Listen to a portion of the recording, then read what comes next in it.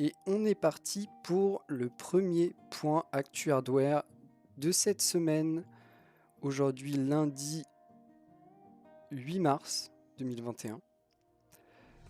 On va avoir au programme, comme tous les lundis, le rappel et les tendances des prix sur les cartes graphiques, les processeurs, certains kits de RAM DDR4 et certains SSD. On aura ensuite, pareil, habituel, le top 10 des ventes Steam de la semaine passée. On continuera avec une petite news assez importante sur la Chine et ce qu'elle souhaite dans son futur en termes de technologie. Et c'est plutôt intéressant et ça fait aussi un peu peur pour nous. On reviendra sur une petite news qu'on a traitée la semaine dernière. Acer qui lance des ventilateurs, premier composant de la marque. Et petite mise à jour sur cette news sympathique. On aura ensuite une news sur Samsung et des nouveaux SSD en PCI Express 3.0, donc pas la toute dernière génération. On espère du matériel agressif en termes de prix. Et on promet des très bons débits pour du PCI Express 3.0, donc vraiment du matériel pour tout le monde, pour le plus grand monde plutôt, ce qui régale.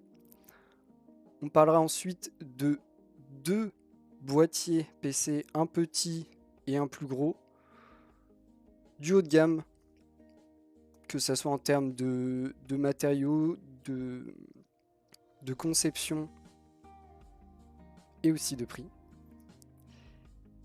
Et après, on partira sur les cartes graphiques. Pas mal de news sur les cartes graphiques, enfin 3. Première news d'AMD qui nous annonce qu'ils travaillent sur des cartes graphiques dédiées au mining. Étonnant, pas vraiment. Ensuite, on aura une grosse news avec le test d'une carte RX 6900 XT, une carte qui est bien sûr pas disponible, et très chère en plus, mais pas disponible. Mais assez intéressant d'avoir ce test. Et on finira avec une petite news qui est pour l'instant un peu plus une rumeur qu'autre chose, qui ferait mention d'une 3050 Ti sur un ordinateur portable. Et la dernière news, rien à voir avec les cartes graphiques, on parle d'écran. Samsung qui nous annonce un G9 nouvelle version pour 2021 avec une nouvelle technologie d'écran. Voilà, petite mise à jour avec les dernières technologies. Il faut rappeler que le G9 est un peu la vitrine de ce qui est capable de faire Samsung en termes de moniteur PC. Clairement, on est sur un monstre de moniteur. Donc normal de le mettre à jour avec les dernières technologies proposées par la marque. On va pouvoir commencer tout de suite avec le prix des cartes graphiques. Alors, bon, les cartes graphiques, ça va aller très très vite. Hein. Pour la simple raison qu'il n'y en a pas. Et qu'en plus, et ça c'est le plus triste, c'est que ça augmente plutôt fortement. Non, vous pouvez pas les acheter. Par contre, les prix augmentent. C'est un peu dur. Mais bon, qu'est-ce que je peux vous dire de plus? C'est la suite de la situation dans laquelle on est depuis malheureusement longtemps maintenant. Je vais pas en parler trop longtemps parce que ça va miner le moral, mais du coup, il n'y en a pas. Elles augmentent quasi tout petit à petit en prix. Ça fait très mal. Ça fait très très mal. Et AMD ou Nvidia, peu importe la génération, peu importe le fabricant, ça augmente. Mais vous pouvez toujours pas les acheter. Hein. Ça c'est mort. On continue avec les processeurs. Bonne nouvelle, les processeurs, vous pouvez les acheter. C'est quand même déjà une très bonne nouvelle. On va commencer avec les processeurs du côté d'Intel. Intel qui fait des hausses et des baisses. un peu comme ils veulent. D'ailleurs, c'est un peu pareil du côté d'AMD, en vrai. Même si du côté d'AMD, on notera toujours les problèmes d'approvisionnement et de disponibilité. C'est un peu mieux ces derniers temps, mais pas sûr. Pas sûr. Il faut attendre plusieurs semaines pour qu'on en soit sûr. Donc Intel, la 9e génération, le i5, 9e génération, donc 9600K, qui prend un plus 8 € et qui se retrouve à 201 €. Ce qui est... ça va. C'est pas vraiment accessible, honnêtement. Pour de la 9e génération, c'est pas vraiment accessible, mais ça va, c'est correct. On a le i7 qui, lui, perd 5 €, mais il se retrouve à 240. Là, pour le coup, processeur avec 8 cœurs, ou qui est les 9e génération, mais il a 8 cœurs, il coûte seulement 240 €. Vous pourrez probablement trouver une carte mère moins chère vu que génération précédente, s'il y en a encore. J'avoue que je sais pas trop, mais j'imagine que si, quand même. Sur la 9e génération, on doit encore avoir pas mal de modèles disponibles. Donc plutôt intéressant ce i7 9700K.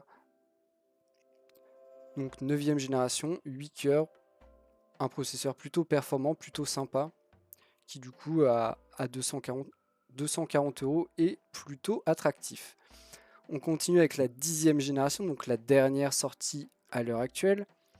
On a le i5 qui est le plus accessible, le 10400F, qui prend 3 €. Alors on peut se dire 3 € c'est pas grand chose, mais on est sur le i5 accessible, donc chaque euro compte sur celui-là. C'est vraiment celui qui se veut le plus abordable. Donc c'est important, il se retrouve à 148 €. Sur le i5, le vrai, le fleuron des i5, le 10600K, lui, il perd 14 €, il se retrouve à 236 €. Ce qui est aussi plutôt pas mal. Et on a le i9 qui lui prend 8 €, il se retrouve à 500 €. Mais lui, il a une place un peu particulière vu que la 11e génération ne va pas apporter de processeur avec autant de cœurs que ce i9 10900K. Donc il a une place un peu spéciale et ils peuvent se permettre de l'augmenter vu qu'il n'est pas renouvelé dans la même forme. On passe ensuite chez AMD. AMD qui fait des petites retouches. Visiblement, ils ont résolu quelques problèmes, visiblement. Après, à voir si ça va durer. Mais en tout cas, sur les Ryzen 3000, ça a l'air d'être mieux. On a une petite augmentation de 6 € sur le 3600X, le Ryzen 5 3600X, qui se retrouve à 301 €, qui n'est pas super attractif à ce prix-là. Et à côté, on a le Ryzen 7 3700X qui lui perd 30 € et qui se retrouve à 300 €. Donc clairement, vous savez quoi choisir. Il n'y a aucun intérêt à aller chercher un Ryzen 5, même génération, par rapport à un Ryzen 7, même génération, au même prix, clairement. Donc vous savez ce que vous devez faire. Ensuite, on a le 3950X qui subit un changement insignifiant. Il perd 6 €, mais il est à 754 €. Donc voilà, passer de 760 à 754, c'est pas majeur. Par contre, la dernière génération, les Ryzen 5000, c'est moins bien. On a le Ryzen 5 5600X qui prend 16 € et qui se retrouve à 376 €. C'est quand même déjà pas mal, 16 €. Et le Ryzen 7 5800X qui prend 28 €, qui se retrouve à 500 €, ce qui est quand même plutôt cher. Donc la dernière génération, c'est pas le meilleur moment pour l'acheter. Mais au moins, actuellement, elle est disponible, ce qui n'a pas été le cas pendant longtemps. Donc, on peut déjà se donner ça comme bonne nouvelle. On continue avec la RAM DDR4. Et mauvaise nouvelle, ça va pas bien. Ça va pas bien. Voilà, eux ils prennent un échantillon de 10 kits qui se veut représentatif, bien sûr. Et on a 0 baisse, mais même pas de quelques centimes, 0 baisse. Et la moitié de l'échantillon qui est à la hausse. Pas forcément des hausses massives, mais tout de même une vraie grosse tendance à la hausse. Et ça, contrebalancé par 0 baisse. Donc ça, c'est quand même plutôt mauvais. Ne nous alarmons pas tout de suite, mais c'est chaud. C'est chaud. Si on est sur la même image, le même cas la semaine prochaine, lundi prochain, on va commencer à s'alarmer. Clairement. C'est qu'il y a un problème quelque part. Si tout est à la hausse, c'est qu'il y a un problème quelque part. Ils s'amusent pas à tout augmenter pour le fun. C'est pas logique. Donc, n'ayons pas trop peur, mais vraiment à surveiller comme de l'huile sur le feu. Parce que ça semble prendre la mauvaise voie et ce serait assez triste. Là, on a déjà la partie carte graphique qui est dans une situation désastreuse. Espérons que pour la RAM DDR4, ça ne soit pas le cas. On rappelle, elle est massivement utilisée pour tous les PC à l'heure actuelle. Donc, on en a besoin de disponibles à des prix décents, s'il vous plaît. Et on finit avec les SSD. Là, on retrouve un peu plus le sourire parce que plutôt une tendance à la baisse. Bon, c'est pas aussi... on n'a pas que des baisses, mais on a plus de baisses que de hausses. Et ça fait plusieurs semaines que c'est le cas. Donc, on a vraiment des prix attractifs en ce moment sur les SSD. On a vu Intel qui a fait des annonces de prix en dollars et qui, quelques jours après, les a déjà baissés. Parce qu'ils ont bien compris. Ils ont bien compris qu'il faut être compétitif à l'heure actuelle sur le marché du SSD. Et tant mieux pour nous, consommateurs, parce que ça nous permet de payer des SSD toujours moins chers avec, on le sait, actuellement, on travaille sur des débits toujours plus importants. Les SSD coûtent de plus en plus cher, mais les débits sont de plus en plus importants, donc on a du stockage de plus en plus performant. C'est quand même un bon point. On attend encore d'avoir du stockage massif et performant. À l'heure actuelle, le seul moyen d'avoir du stockage massif pas trop cher, ça reste du disque dur traditionnel, mais du coup, vous sacrifiez les performances. Donc, il faut faire un choix entre quantité et performance, ce qui est toujours un peu triste. Mais bon, c'est cool, les prix sont bien. Achetez des SSD, en ce moment, vous pouvez, ils sont vraiment à des prix, parfois les prix les plus bas qu'ils aient connus, donc c'est intéressant. On continue avec le top 10 des ventes Steam de la semaine passée, du 1er au 7 mars. On garde le même numéro 1, Valheim, qui reste number 1 encore. Et toujours, je sais pas combien de semaines ça fait, mais j'ai l'impression que depuis qu'il est sorti, il est top 1. Donc bien joué à lui. Suivi de Loop Hero, je ne connais pas ce jeu. Samedi, j'ai pas eu, je vous avoue, j'étais à la bourre, j'ai pas eu le temps de chercher, mais ça me dit quelque chose comme ça. J'irai voir un moment. Mais voilà, ils débarquent comme ça. Ils doivent venir de sortir, j'imagine, pour débarquer comme ça tout d'un coup.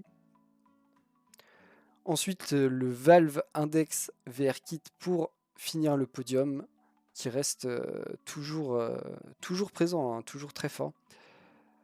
Et des nouveaux dans le classement. Alors des nouveaux qu'on avait déjà vus, tels que Hades. Hades qui revient, ça me fait bien plaisir. Toujours le jeu chinois Tale of Immortal, jeu qui est uniquement disponible en langue chinoise, donc encore incroyable qu'il soit toujours dans ce classement, alors qu'il est uniquement pour le public chinois. Bon, ils sont beaucoup les Chinois, je suis d'accord, mais face au monde, tout de même. Sinon, on a Deep Rock Galactic que je ne connais pas du tout, Outriders, Baldur's Gate 3, je crois qu'il n'était pas là la semaine dernière.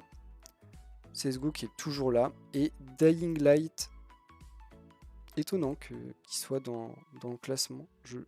C'est pas un nouveau jeu, mais je sais pas. Je sais pas pourquoi il est là du coup. Enfin voilà, les top jeux vendus en termes de revenus et pas de nombre de copies. Important à noter tout de même ce point. C'est pour ça que Counter-Strike est présent. On continue avec la Chine et ses projets. Ses projets en termes de technologie pour être toujours plus indépendants face au monde et que le monde soit toujours plus dépendant d'eux, forcément. Ils prévoient une petite hausse de 7% dans leur investissement en recherche et développement dans 7 domaines, notamment les domaines du futur, l'IA, les semi-conducteurs et d'autres trucs. Ils partagent pas tout, vous connaissez. Mais leur but, c'est de ne plus dépendre des autres et notamment des États-Unis, parce que ils ont quand même été impactés par cette guerre commerciale entre les États-Unis et la Chine, qui a fait des problèmes pour plein d'entreprises chinoises. Et ça leur plaît pas. Ça leur plaît pas d'être du coup dépendants des États-Unis. Donc ils mettent toujours plus d'argent. Et quand les Chinois ils arrivent et ils disent on va mettre plus d'argent, on fait une hausse de 7%, ça paraît totalement minime, 7%, qu'est-ce que c'est? Mais il faut savoir qu'en 2020, la Chine a dépensé 378 milliards de dollars en recherche et développement. Donc, voilà, 7% de 378 milliards, effectivement, ça fait une certaine somme tout de même. Donc une hausse plutôt correcte du budget visiblement déjà conséquent de la Chine en termes de recherche et développement. Et c'est pas vraiment étonnant, on a vu que la Chine investit beaucoup pour créer des choses dont nous on a besoin aussi. Ils aiment bien qu'on soit dépendant d'eux, mais ils ne veulent pas être dépendants des autres. Étrange. Je pense que tout pays aimerait être dans cette position, une position qui est en général compliquée à récupérer. Mais la Chine a déjà des secteurs de quasi-monopole sur certains trucs.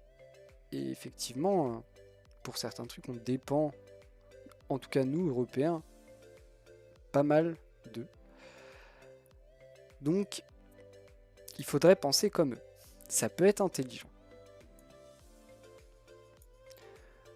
On continue avec du matériel, du composant et Acer. Acer qui nous a annoncé, voilà, ils sortaient leur premier composant. Ils ont appelé ça composant. C'est un ventilateur de 120 mm avec du RGB qui régale, vous voyez. Un look plutôt sympa, pas ultra atypique, mais pas non plus très classique.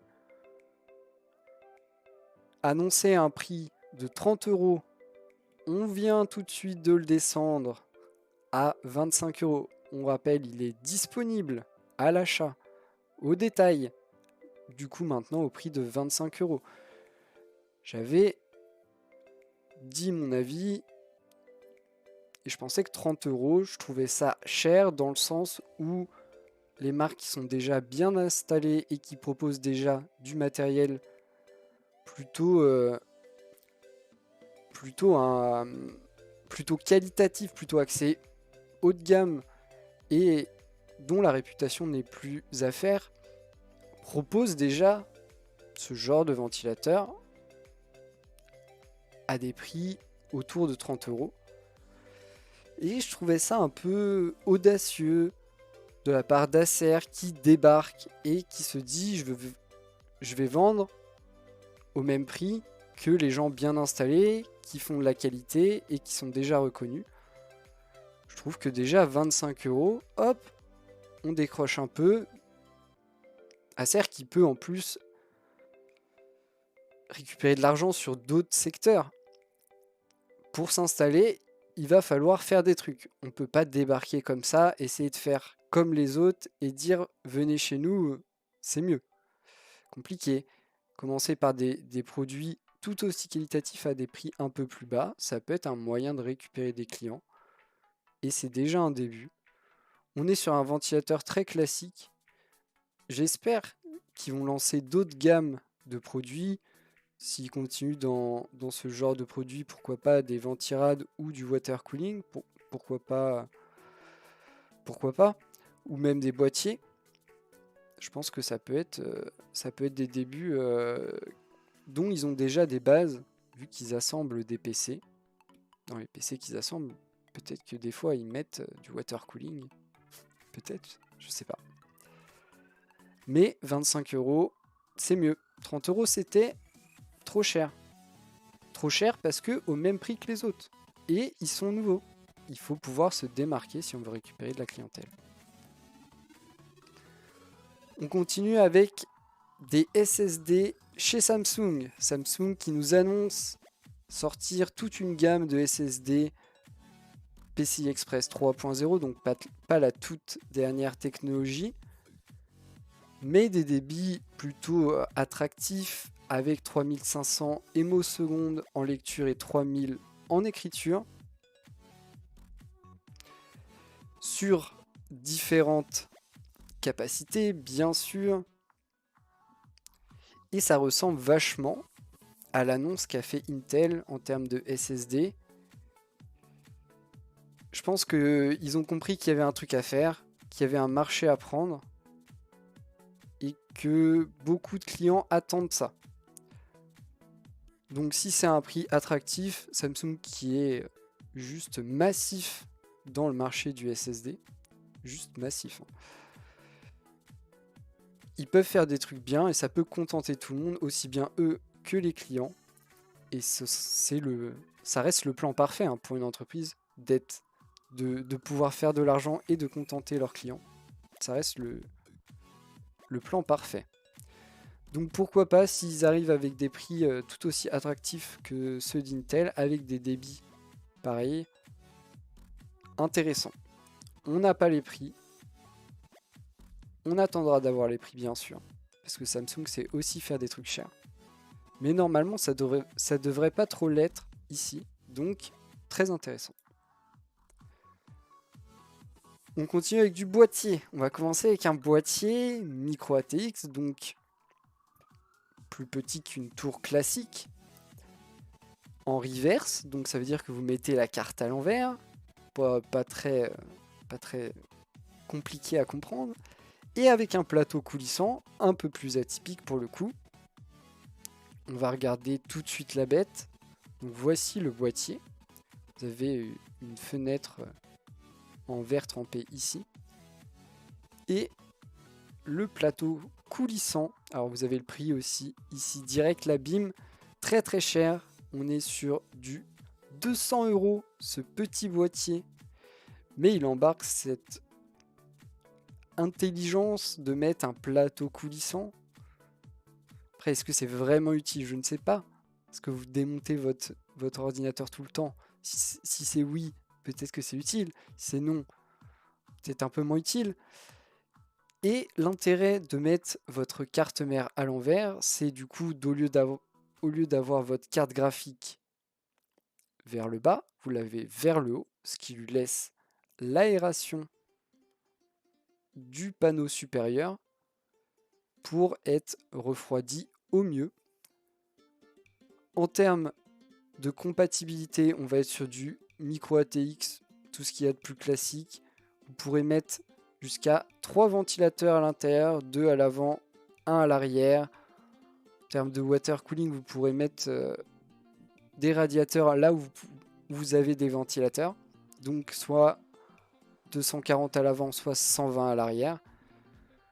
C'est compatible avec pas mal de trucs. Vous pourrez mettre une grande carte graphique.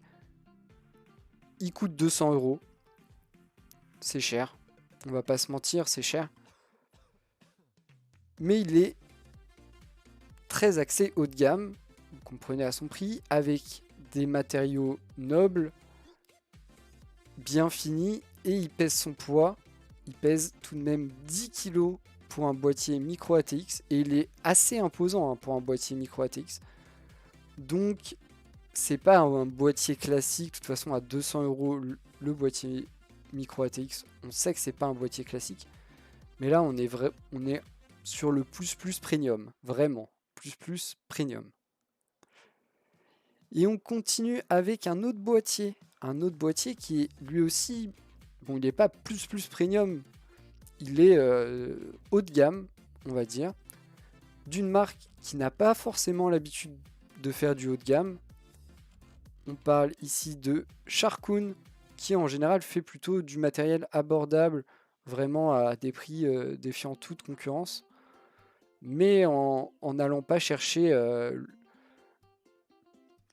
un prix élevé avec des matériaux nobles. De toute façon, quand on fait quelque chose d'abordable, il faut bien faire des choses pour que ça soit abordable.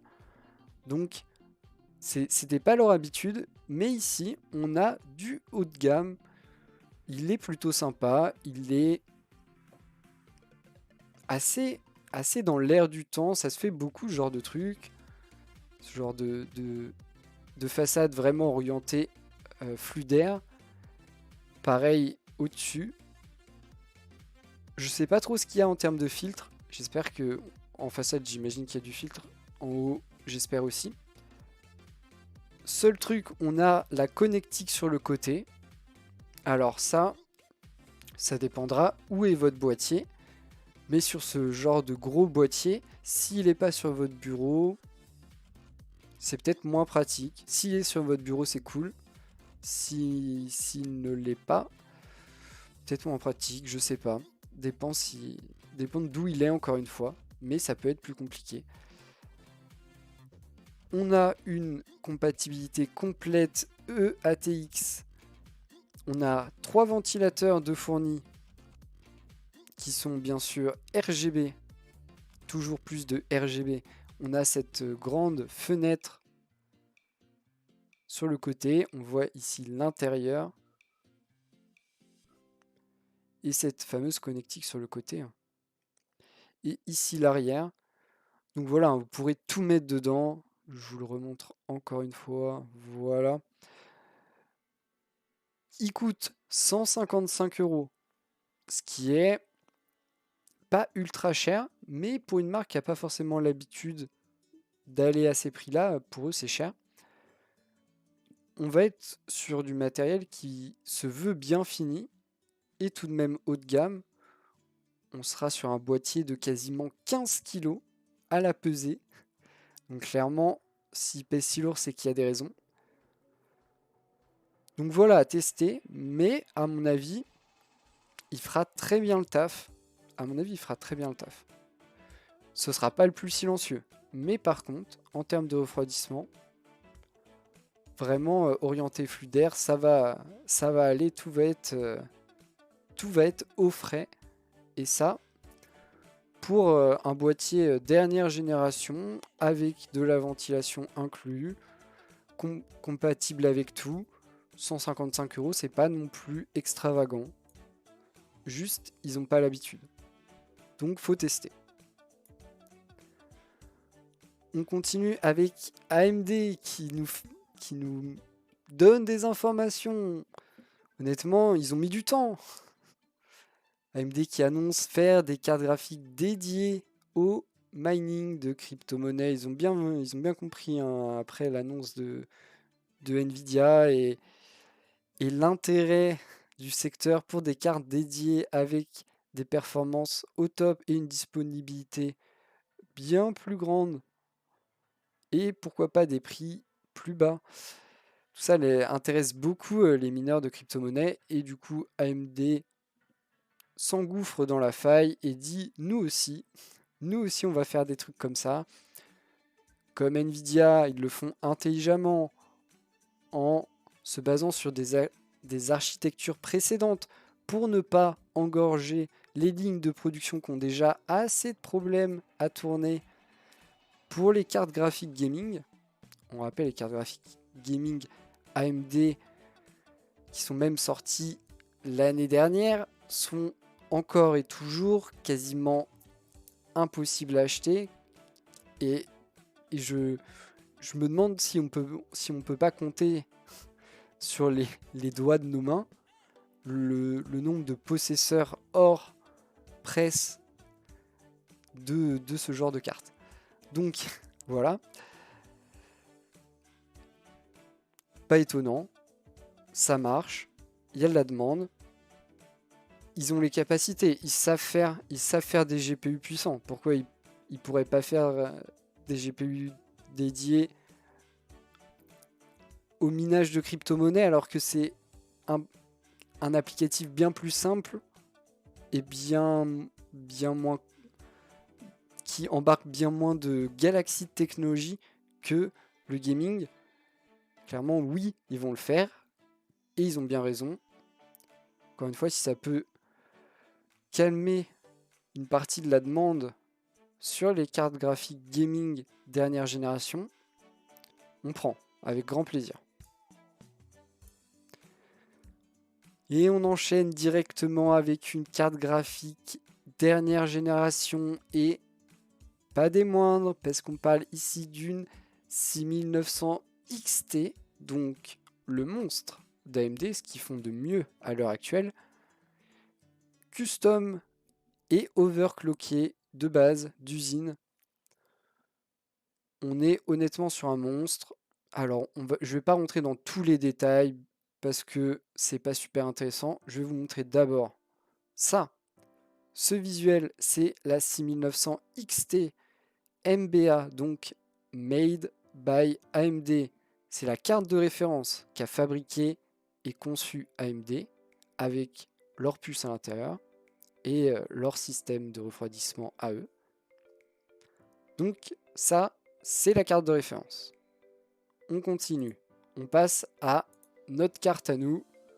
Voilà, c'est celle-là. Ici. Voilà à quoi elle ressemble. Pas beaucoup de changements. On va pas chercher grosse différence. On va peut-être chercher des ventilateurs un peu plus grands et encore même pas sûr. On va être sur presque une 6900 XT. Ne pensez pas gagner 20% de performance, ce n'est pas vrai. Sauf si vous allez bidouiller la carte et là vos risques et périls. Mais on est toujours sur du 16 Go de mémoire dédiée. On va avoir des fréquences un peu plus élevées que la carte de référence. Les mêmes sorties vidéo. Voilà, il n'y a pas de truc vraiment atypique sur cette carte. On va aller voir direct le premier outil de benchmark. J'ai pris le plus exigeant parce qu'on est sur le plus haut de gamme des cartes graphiques d'AMD. On est sur des cartes très très chères. Donc autant tester pour voir les benchmarks qui vont aller tester jusqu'aux puissances nécessaires pour la 4K, vu que ces cartes sont censées être faites pour ça. Et on voit ici qu'elle obtient 13 085 points, première au classement, au-dessus de tout, que ce soit la 3090 Founders Edition de Nvidia, mais tout quoi. Là, du coup, plus gros score. Donc là, on se dit, incroyable. Incroyable, ils font mieux que tout le monde. C'est bon, ils ont réussi. Sauf qu'on va continuer. On va continuer, et notamment avec le gaming.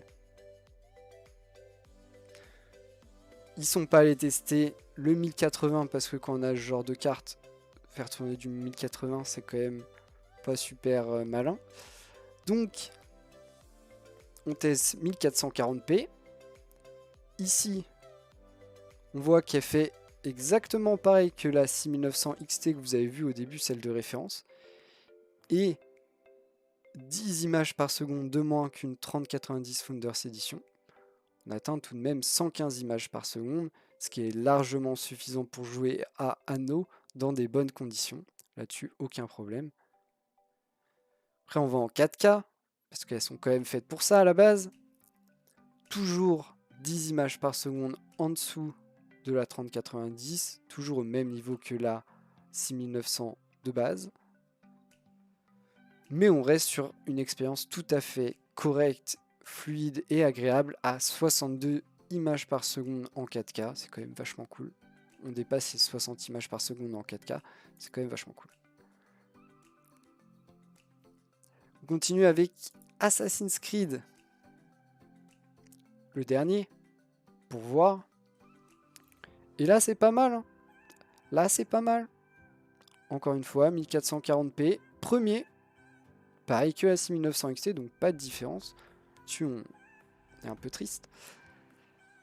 Mais au-dessus, et largement au-dessus de la 3090, quasiment 20 images par seconde au-dessus. Et du coup, pareil en 4K. Et là, elle s'en sort très bien en 4K. 65 images par seconde. Mais encore une fois, même niveau. Franchement, entre la version de base de référence et la version custom, pour l'instant, on voit pas de gain. Ça, on en est sûr. On continue avec GTA. GTA qu'on aime tester. Alors là, super. On est en dessous la 3090. 8 images par seconde de différence, mais on est à 160 images par seconde. Et en 4K, on sera encore très bien à 90 images par seconde. Franchement, en termes, elle régale. Hein. En termes de performance, elle régale. Ensuite, Tomb Raider. Tomb Raider. Et là, Tomb Raider, il y a un petit couac. Il y a un petit couac, on passe en dessous de la 3080. Et aussi en dessous de la 6800 XT. Et là, on comprend pas. Elle vaut plus cher, c'est censé être plus haut de gamme. On sait pas. Que ça soit en 1440, mais aussi en 4K. Et du coup, là, on est un peu moins performant, même si on se rend compte que seule la 3090 arrive à dépasser ses 60 images par seconde. Ici, on sera à 51, c'est un peu moins bien. Ça reste convenable, clairement. On va regarder côté ray tracing, mais on sait que de toute façon, c'est déjà perdu d'avance. Parce que tout ce qui a du DLSS gagne. On voit ici une 2060 Super qui utilise le ray tracing mais aussi le DLSS à plus d'images par seconde que cette 6900 XT qui est toute dernière génération. Ça fait mal. Donc forcément, déjà là on voit 47 images par seconde en 1440p. C'est moyen. Et là 23 en 4K. Non. Et pareil avec tout en fait. En 1440 ça passe à peu près suivant les titres. Là ici on a 58. 58 ça passe 58. Par contre on a les 30, on a 32. Franchement, voilà, sur PC jouer en dessous de 60 c'est quand même assez compliqué. On n'a pas l'habitude et c'est assez déroutant. Bon, ici Watch Dogs Legion ça passe pas bien. Hein. C'est 30 en 1440 et on passe à 20 images par seconde en 4K, donc ne testez pas ça. Ce sera pas agréable, c'est sûr. En termes d'indice de performance, on va la placer forcément juste en dessous de cette 3090, mais tout de même en dessous, à un point d'écart, ce qui est pas grand chose. Je suis d'accord, mais ça reste symbolique, elle est en dessous. Ça reste très très proche, sauf si on parle de ray tracing. Dans ce cas-là, la 3090 bénéficiant du DLSS est grande gagnante, forcément, mais c'est la triche. Et ici en 4K, bah, c'est pareil, hein, légèrement derrière la 3090 qui bénéficie de toute la galaxie de technologies développées et rodées par Nvidia, là où AMD se lance actuellement dans ce genre de truc et n'a pas encore rodé sa technologie. Donc ça va arriver, ils vont rattraper leur retard, en tout cas je l'espère pour eux, mais ils y travaillent. En termes de température,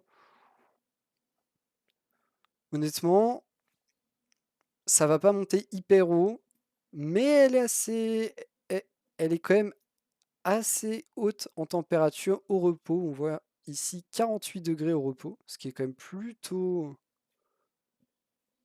plutôt élevée.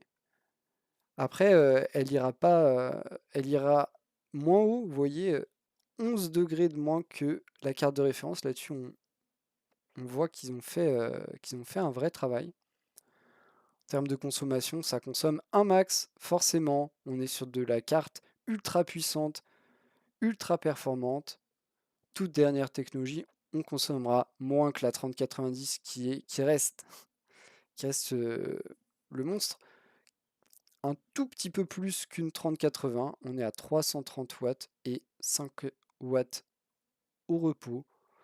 Assez classique, hein, on s'attendait à ce genre de chiffre, même si on aurait pu se dire que AMD ayant beaucoup communiqué sur leur travail, sur la consommation, ça aurait pu être un peu moins élevé. Mais en vrai, non, hein, si on veut atteindre ce genre de performance, il faut un max de watts. On est obligé. Donc, conclusion, on va aller directement à la fin. Vous pouvez prendre ça comme conclusion ou prendre mon avis qui est que cette carte est assez incroyable en termes de performance, sauf si on va du côté du ray tracing, où là, non, pas au point. Pas au point parce que pas de DLSS et le ray tracing est trop gourmand si pas de DLSS, que ce soit pour AMD ou Nvidia en fait. Donc là-dessus, quand on aura l'équivalent DLSS au point du côté d'AMD, on pourra en reparler. Sinon, en termes de performance, ça régale. Vous pourrez quasiment jouer en 4K à 60 images par seconde sur un maximum de titres, même des titres dernière génération. Pas tous, mais quand même beaucoup. Et en 1440, vous aurez une expérience de jeu fluide, un maximum pour n'importe quoi. On est sur de la carte qui vaut très cher. On est sur des cartes qui coûtent 1500 euros. C'est pas n'importe quelle carte. Mais en vrai, je pense que c'est plutôt très bien de la part d'AMD, à part en termes de disponibilité, mais sinon c'est plutôt très bien. C'est plutôt une bonne copie, ils ont mis médaille d'argent, je suis plutôt d'accord. Le jour où il y aura l'équivalent DLSS, on pourra peut-être mettre la médaille d'or. On continue avec une rumeur, une 3050 Ti dans un PC portable. On nous parle d'une puce GA107 accompagné de 4 Go de mémoire GDDR6 pour faire tourner vos petits jeux. Ça semble plutôt plausible là-dessus. Pour du 1080, bien sûr, on le rappelle. Mais on nous promet du coup le RTX, donc du ray tracing et du DLSS. Ça reste un peu des rumeurs. C'est sorti sur les configs d'un portable Asus. On ne sait pas quand ce sera disponible, hein, clairement. Et on attend la version de bureau avant, en fait. Donc, on ne sait pas. C'est intéressant, ça reste un peu hypothétique pour l'instant. On attendra d'avoir des annonces un peu plus officielles et un peu plus vérifiées que des futurs configs possibles pour un modèle d'ordinateur portable.